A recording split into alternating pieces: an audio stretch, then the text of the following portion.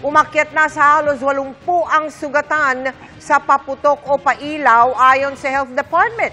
4 na araw bago ang salubong sa 2024. 6 sa kanila ang kinailangang putulan ng daliri, kaya pinaigting pa ang kampanya kontra iligal na paputok. Pero kahit legal, bawal ibenta online. Kaya sa Caloocan, 2 gumawa niyan ang inaresto. At nakatutok si June Veneracion.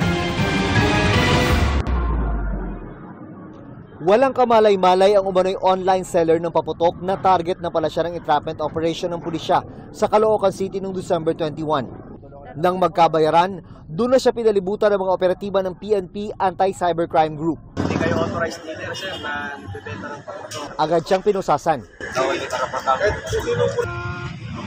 Ilang araw bago ang pag-aresto, may isa pang nahuli sa hiwalay na operasyon sa lungsod noong December 19.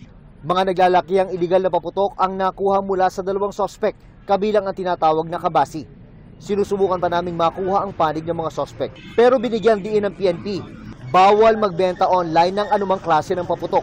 Hindi sila binigyan ng PNP ng lisensya para magbenta dahil ang PNP ay hindi nila pagbibigyan yung mga tao na magbenta sa online because of safety issues. Mahirap daw masiguro ang kalidad ng paputok kapag online ang bentahan. Kaya paalala sa publiko, sa mga otorisadong tindahan lang dapat bumili.